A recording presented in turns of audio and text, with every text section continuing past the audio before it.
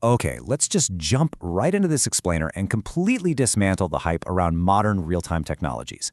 Look, if you're building any system today, whether it's a financial trading platform, a collaborative document editor, or a live deployment dashboard, you absolutely have to design for real-time.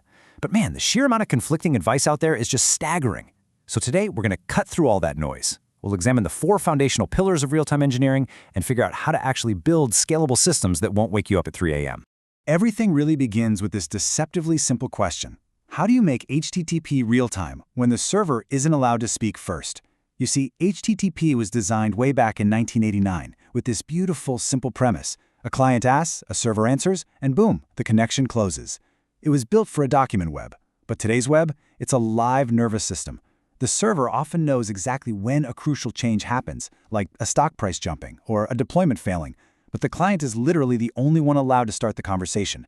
Bridging that gap is the entire reason real-time engineering even exists. So here's our roadmap for today. We'll hit the HTTP problem, check out the polling baselines, uncover the magic of server-sent events, tackle the operational pain of WebSockets, and finally, dive into the hybrid pattern, which is exactly how principal engineers design production architectures. Starting off with Section 1, the HTTP problem. Let's look at the fundamental asymmetry that causes those nasty on-call hangovers. Right here is the trillion-dollar problem. On the left, we've got the classic document web. Request, response, done. Easy. On the right, the live web. Imagine a trading platform trying to push tens of thousands of price updates every single second. If you use the wrong protocol to bridge this gap, your trading platform, your collaborative software, whatever you're building, will literally break down under the weight of its own network traffic. Now, a battle-tested engineer doesn't just pick WebSockets because it's a modern buzzword, right?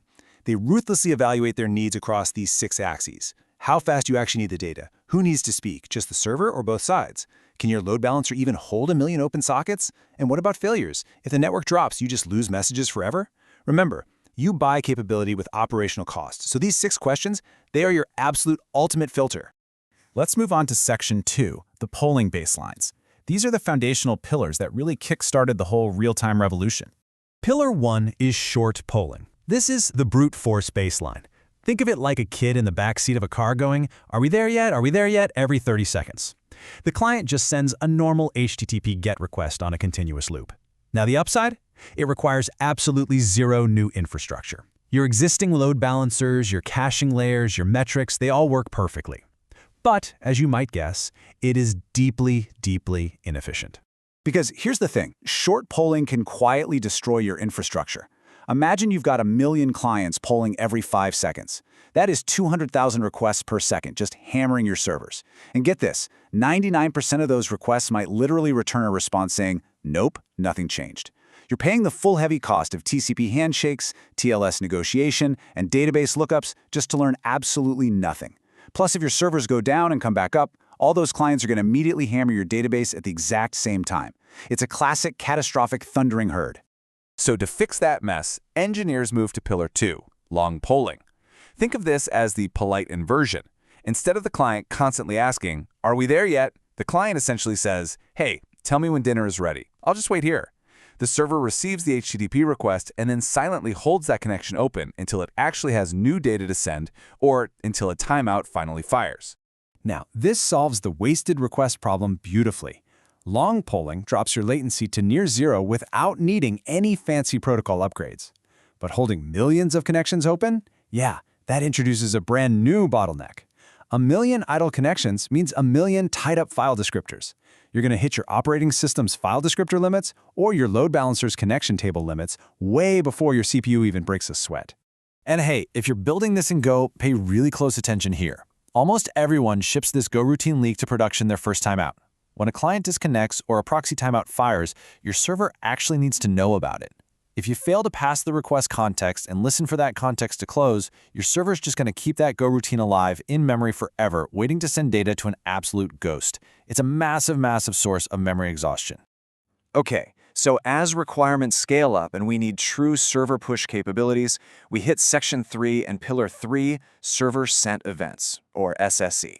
SSE is this incredibly underrated, standardized W3C spec. It's basically a one-way radio broadcast over a standard HTTP connection. The server just keeps transmitting data lines, and the client just keeps listening. And here is the absolute killer feature. If the network drops, your browser will automatically reconnect using a last event ID header. It literally tells the server, hey, I lost connection at event 4824. Give me everything after that. It's built-in resumption, and you get it completely for free. This right here is why SSE is the forgotten hero of the modern web. Every single time you watch ChatGPT stream tokens onto your screen, or you watch live deployment logs on Vercel or AWS, or check a one-way stock ticker, you're looking at SSE. The biggest players use it quietly in the background because it works flawlessly through corporate firewalls and completely avoids the complex negotiation games of heavier protocols.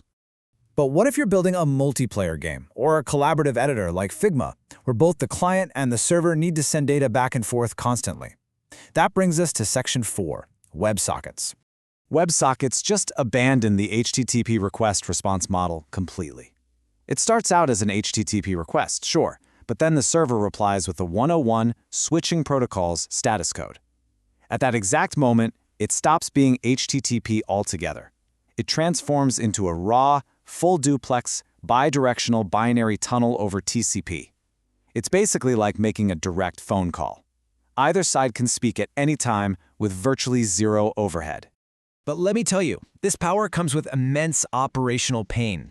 Because the connection is stateful, it totally breaks your standard stateless scaling assumptions. Think about it.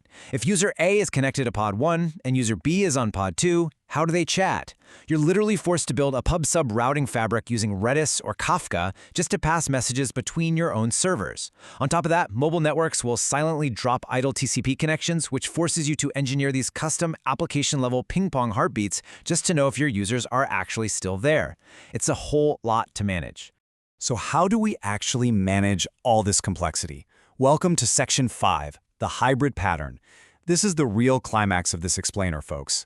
This is how principal engineers actually combine these pillars into resilient systems that run in production.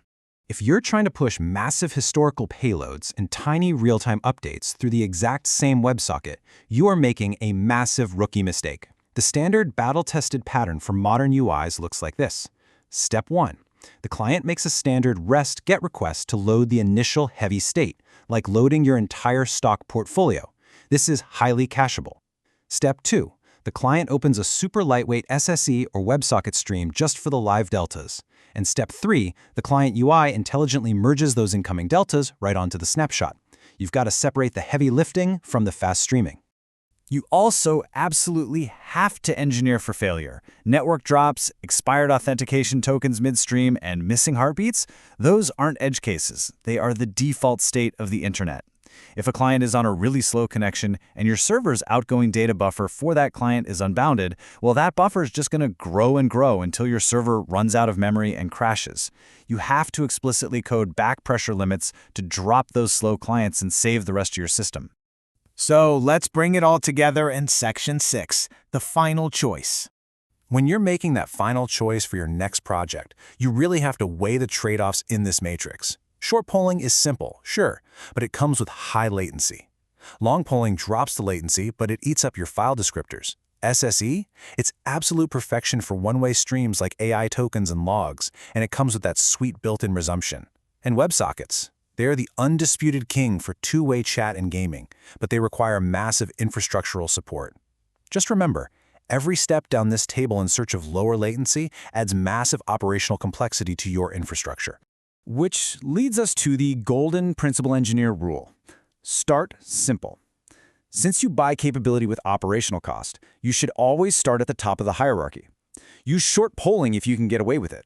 Only move down to long polling or SSE when absolutely necessary, and only break out WebSockets when a strict bidirectional latency requirement absolutely forces your hand. Because at the end of the day, the system that scales isn't the one using the flashiest, most modern tech, it's the one built with the deepest operational discipline.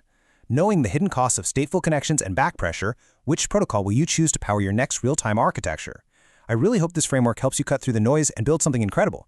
Thanks for joining me on this explainer, and I'll catch you in the next one.